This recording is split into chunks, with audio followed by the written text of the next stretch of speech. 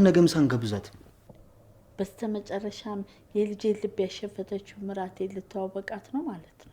ማሚ እንዳንቺ አይነት እናት ስላለኝ ፈጣሪን በጣም አመሰግናለሁ። እኔስ ብትል አንተን የመሰለ ልጅ ስርዓት ያለው እግዚአብሔር ባርኮ ስለሰጠኝ አመሰግናለሁ። የኔ እናት ነፍስ እኮ ነሽ። በጣም ነው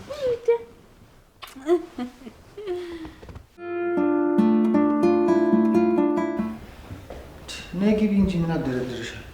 እማዬ እኮ ይሄን ያህል የምታከብርሽ አይደለች። ቤታችሁ በጣም ነው የሚያምረው። የምር ወደድሽው? ወደድሽው ብቻ ቤተ መንግስት አይደል እንደሚመስለው።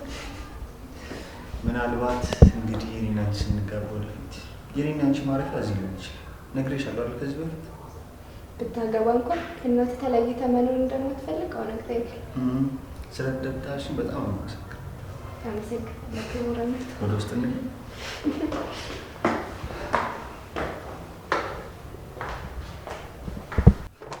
አንቺ ትቀልጃለሽ በእኔ ግቢሽ። ነይ ግቢ እንጂ ምንድን ነው የሚያሳፍርሽ? ዝም በል አታሳፍረኝ። ቁጭ በይሽ። እማዬ ነይ እንግዳ ላስተዋውቅሽ።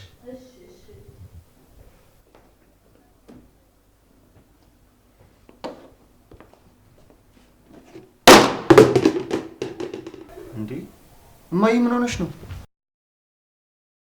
ምን ሆነሽ ነው እማዬ? አይ ምንም አልሆንኩም፣ ድንገት ነው። በቃ እሺ ተረጋጊ። ይኸው እንግዲህ እስከዛሬ ድረስ በጉጉት ጠብቂያት የነበረችው ምራትሽ እችት ትዙ ነኝ። ተዋወቁ። ሰነዱ እባላለሁ። ሰነዱ እባላለሁ። እኔ ደግሞ ትዝታ እባላለሁ።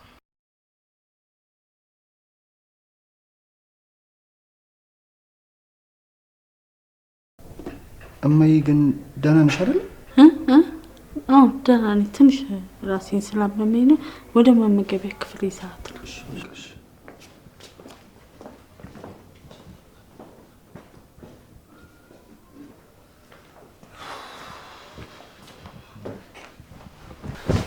የኔ ፍቅር ተነሽና እጃችንን ታጥብና ምሳ እንብላ።